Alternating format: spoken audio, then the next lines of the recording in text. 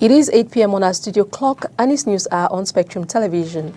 Making news today, November 23, 2021, the Douala City Mayor, Roger Mbassandine, has launched the Urban Planning Day in Douala. This to sensitize the population of the economic capital of Cameroon on issues related to urban planning. Orion Duncan will be shedding more light on that story in this news.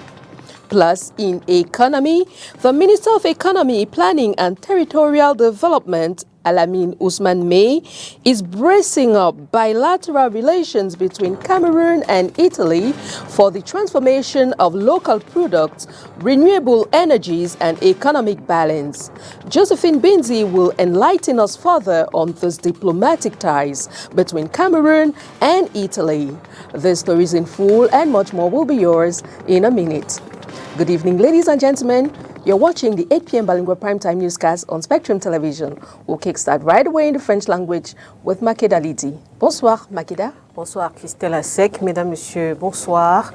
Les premières journées de l'urbanisme de Douala se déroulent actuellement dans la cité économique évidemment et les travaux visent notamment à réduire significativement le nombre de constructions réalisées sans autorisation et celles non conformes. Il est aussi question de promouvoir les guichets uniques de facilitation de la délivrance des actes administratifs d'urbanisme. Ces premières journées se déroule jusqu'au 26 novembre sous le thème « Ville planifiée et réglementée, gage d'un habitat agréable pour tous ». Plus de précisions avec vous, Orion Duncan et Julie Pont. Des immeubles en pleine construction qui s'effondrent ou qui sont noyés par des eaux de pluie, ces faits sont légion dans la ville de Douala. Il faut donc sensibiliser la population sur les problèmes d'urbanisme. C'est dans cette optique que la mairie de la ville a lancé ce 22 novembre 2021 les premières journées de l'urbanisme de Douala. Nous avons eu, rien qu'au cours de cette année, plusieurs effondrements d'immeubles. Certains ont fait des pertes en vie humaine. Ces effondrements sont la preuve que beaucoup de personnes ne connaissent même pas les règles et construisent sans respecter les règles de construction. Où et comment construire dans la cité économique, les populations sont invitées à prendre part à ces activités. C'est important que les populations de Douala viennent ici poser des questions aux experts, leur demander ce qu'il faut faire pour construire, parce que c'est avec un urbanisme, c'est à travers le respect des règles d'urbanisme que nous construisons un cadre de vie agréable pour tous. Mais si vous construisez chacun de manière anarchique, vous représentez un risque pour vos voisins. Les JDU seront désormais un rendez-vous pour continuer la sensibilisation, parce qu'après cette phase, ce sera la répression. Nous répéterons cette expérience au cours des prochaines années, mais il est important d'informer. Nous allons également sévir. Nous avons déjà commencé, nous avons détruit des immeubles à risque, nous allons continuer à détruire des immeubles à risque. Voilà, c'est ce que je voulais dire et je pense que je souhaite que vous soyez ceux qui diffusent cette bonne information. Les journées de l'urbanisme de Douala se tiennent du 22 au 26 novembre 2021. Au menu, ateliers, expositions, mini-foires de l'urbanisme et autres marathons de l'instruction des actes d'urbanisme. Alamine Ousmane May, Minister of Economy, Planning and Territorial Development, is enhancing diplomatic ties between Cameroon and Italy for the transformation of local products, renewable energies and economic balance. Josephine Binzi tells us more. Cameroon and Italy are on a journey to strengthen diplomatic ties and economic cooperation as the increased processing of Cameroonian products by Italian companies has been the focal point of discourse. Products like wood, cocoa, leather, textile, and other sectors which Italy has great expertise in. Italian plenipotentiary His Excellency Filippo Sacamacca expressed interest in promoting Cameroon's renewable energy and also multiply economic meetings by putting economic operators at the center of these. The idea is to get creators of wealth to take advantage of business opportunities offered by each country, with the bottom line to create added value and boost exports. On the economic scale, particularly trade balance of 2020, Cameroon exported over 182 billion CFA francs tons of goods to Italy. It has prompted Italy's private sector to fuel interest in Cameroon. This comes in a time where Minister Alamin Ousmane Mey has expressed interest in thrusting into the economy, politics, culture and mutual knowledge of the country.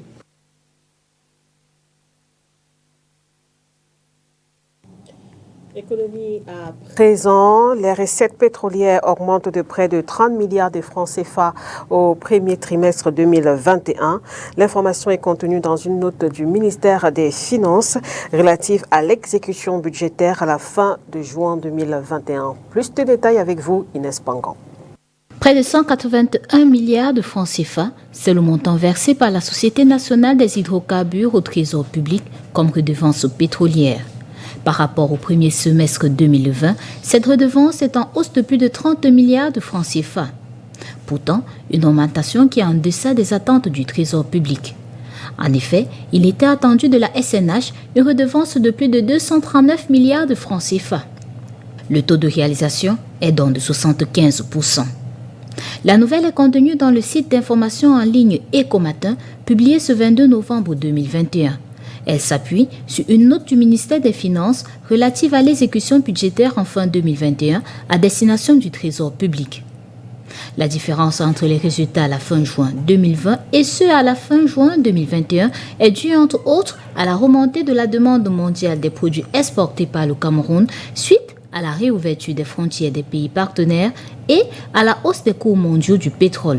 Dans la note du ministère des Finances, on apprend que les recettes non pétrolières passent de plus de 1305 milliards de francs CFA à la fin juin 2020 à environ 1458 milliards de francs CFA à la fin juin 2021, soit une hausse de près de 152 milliards de francs CFA.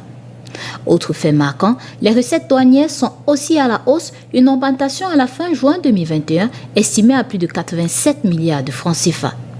Elle s'explique notamment par le regain d'activité post-Covid, la reprise progressive des importations, l'apurement partiel de la dette des marketeurs et de l'État et les nouvelles mesures de la loi des finances.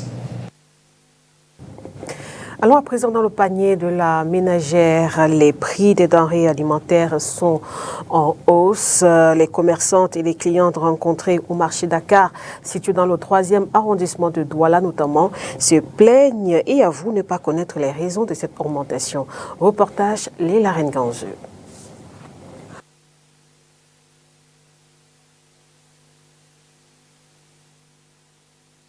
400 francs de plus pour 1 kg de viande, entre 1000 francs et 1500 francs de plus pour un poulet qui, il y a quelques semaines encore, se vendait à 2000 francs CFA. Le même constat se fait avec le poisson, le plantain et bien d'autres aliments. Les prix des denrées alimentaires connaissent une hausse dans les marchés.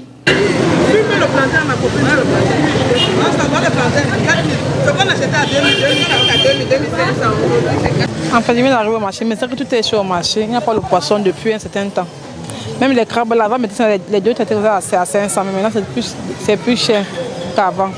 Si pour le cas du poulet, le manque d'intrants explique la situation. Le poulet est trop cher pour le moment, parce qu'il n'y a pas les poussins. Ce qui fait que maintenant, quand on nous livre les poulets, on nous donne ça trop cher. Et nous, on vend, on ne s'en sort pas. Les clients ne mangent même plus le poulet, les clients ont fui le poulet. On est là, on expose comme ça, on ne voit pas celui qui va payer maintenant, parce que tout le monde dit que c'est cher. On n'a pas l'argent pour payer le poulet est cher.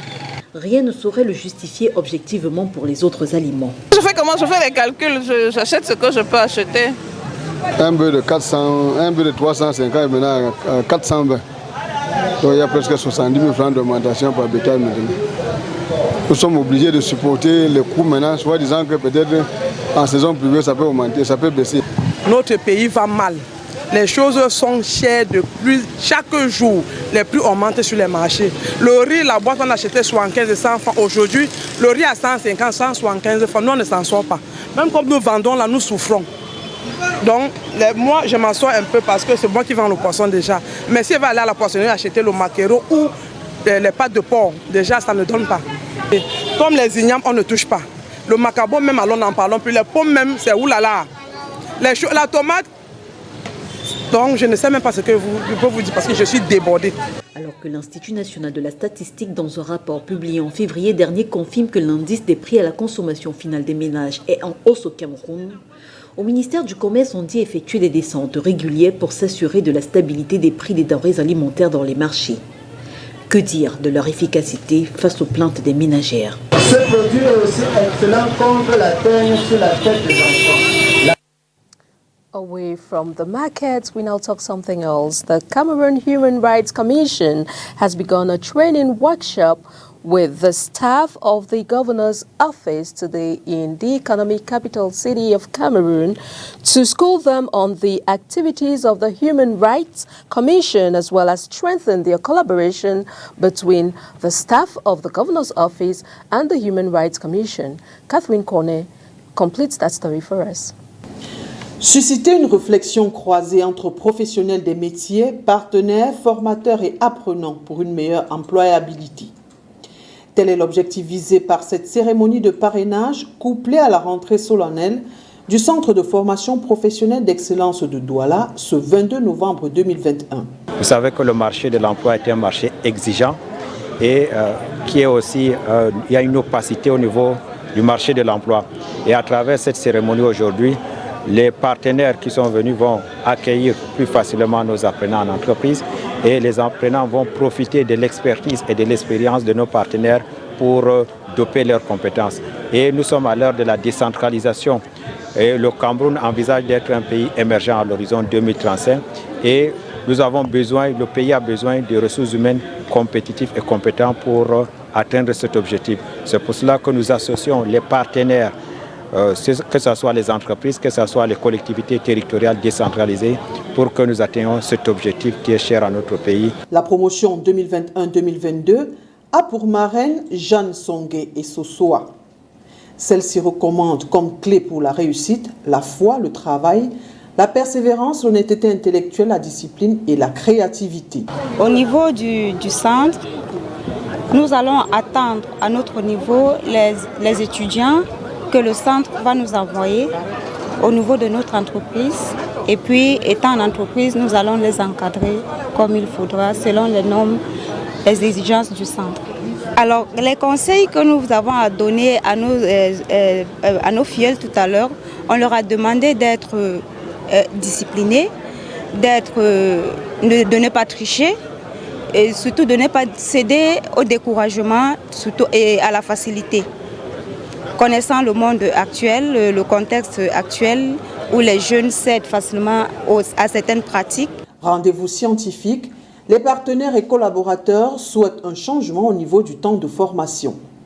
L'une de vos sollicitations a été de faire passer les formations d'une année à 2 ans pour qu'il y ait une spécialisation à la 2e année.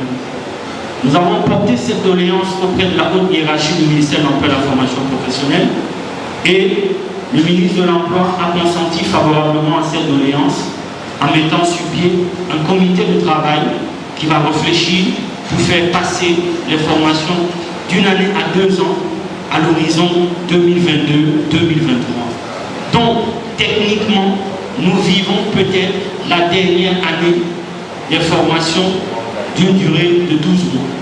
Le CFPE de Douala voudrait, au travers de ses parrainages, associer sa marque et son image à celle de ses partenaires et offrir une occasion aux entreprises engagées dans la démarche de faire découvrir de nouveaux métiers, de nouvelles pratiques professionnelles aux apprenants, financer l'innovation technologique et capter les talents. That was rather Orion Donkeng with the Vocational Training Center at Douala and Dukoti, the mentorship program that took place today. And as we said in the news, the Cameroon Human Rights Commission has begun a training workshop with the staff of the governor's office today in Douala to school them on the activities of the Human Rights Commission, as well as strengthen their collaboration between the governor's staff and the Human Rights Commission. Catherine Cornet tells us more.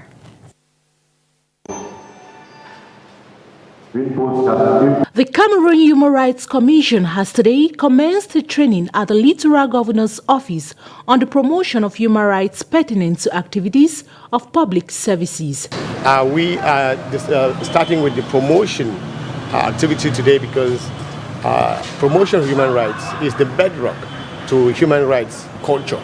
And we want Cameroonians, be they authorities, civil servants, government agents, or simple citizens, to understand and accept this principle of human rights, respect and promotion. You know, we had records of 80% of human rights violations being committed by civilians. The authorities account for only 20% of human rights violations, but they are the subject to the conventions. The state is the sole, protector of the citizens. That's why we are talking mainly to public officials as part of our promotion activities, part of the prevention activities. Very soon, we will go to lower levels at the divisional, sub-divisional level, and also at the level of the common citizen district. The main purpose of the talk is to sensitize staff of governors' offices on human rights and strengthen the collaboration between the Cameroon Human Rights Commission and the governors' offices. First of all, we have brought in staffs of the governor's office and officials of local administrations to let them understand the three mandates of the Cameroon Human Rights Commission, mainly the promotion, protection of human rights, and the prevention of torture in places of detention. We are entertaining and working with civil servants because the government is the subject to international conventions and international law, and as subject to international law, the state has the sole mandate to respect these conventions and these laws. And state agents are most of the time accused of human rights violations. We are here to share with them the message, which is a commitment from the authorities that be, that no single individual, no citizen of Cameroon will see his rights violated by the people who are there to keep the law and protect the citizens. After the interactive talk with staff of governors in the chief towns of the 9 regions of Cameroon, the Cameroon Human Rights Commission hopes that human rights pertinent to the activities of public administrations are acquired, as well as collaboration between the CHRC and governors' offices is strengthened at the end of its training on December 15, 2021. Parlons culture à présent dans ce journal. Amitié, amour, des expressions qui symbolisent désormais la famille Bonepo ici à Douala. Celle-ci a présenté il y a quelques jours de manière solennelle son pagne en signe de réconciliation. Reportage Oyandanké. Ils sont plus d'1 millier dans le monde et réunis en un par cette étoffe. Le pagne de la famille Bonepo est officiellement présenté au public. Il était nécessaire qu'on le fasse parce que le tout premier pagne a été fabriqué à la main. Et cette fois-ci, il a fallu qu'on passe à SICAM pour que SICAM nous fasse quelque chose de bon et de meilleur et plus authentique. Parce que le premier pagne était déjà usé. Après 14 ans de travaux, il était nécessaire. Et en plus de ça, la famille Bonepo voulait se réconcilier entre eux. Et c'est pour cette raison qu'on a sorti ce pain-là, comme un pain symbolique de la réconciliation entre les frères. Et pour ou l'étranger qui arrive, il était temps pour cette famille dispatchée de part et d'autre d'avoir un lien familial et s'identifier dans la diversité. Ce tissu, actualisé 14 ans après le précédent, est chargé de symboles tant dans le sens propre que dans le sens figuré. L'image sur notre pain, c'est le crabe, c'est le Cameroun. Notre fleuve riz, c'est les crevettes. Hein, c'est pas crabe, crevettes. Et le caïman, c'est aqua. C'est Bonileke, la grande famille Bonileke Ngando Aqua. Donc nous fonctionnons avec le caïman. Nous vivons dans l'eau. Nous sommes les gens de l'eau. Amitié, amour, concorde, réconciliation, des expressions qui apportent du baume au cœur aux fils et filles Bonipo. La fille Bonipo est aux anges parce qu'avec le nouveau pain, les nouvelles habitudes, l'amitié, l'amour, la concorde, et tous ensemble nous allons fêter. La fille Bonipo est dans la joie. C'est par un culte d'action de grâce que la famille Bonipo Ngando Akwa a démarré cette sortie solennelle du nouveau pagne. A suivi un tour de ville au son, rythmes et couleurs de la tribu. Soirée et agap ont clôturé cette journée. Hors de nos frontières à présent, les chefs d'État de l'Afrique du Sud et du Kenya notamment appellent à un cessez-le-feu immédiat en Éthiopie.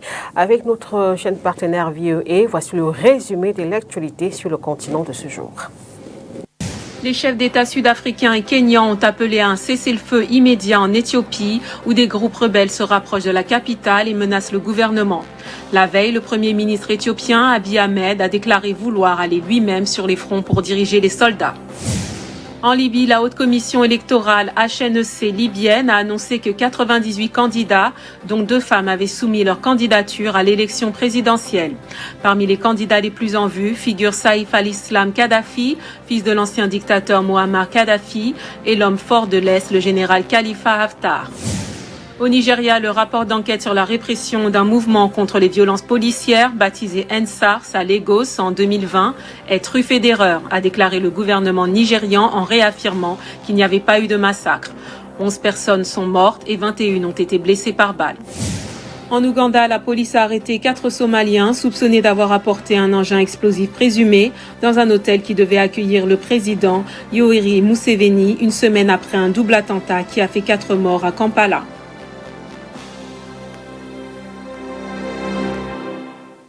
C'est la fin de ce journal bilingue, mesdames, messieurs. Merci de votre attention. Bonne soirée sur Spectrum Télévision. Au revoir, Christelle Asek. Good night, Makidali Dinyotom. Thanks for joining in on the 8 p.m. bilingual newscast on Spectrum Television. Have a pleasant evening in company of programs on Spectrum Television. See you tomorrow, God willing. Bye-bye.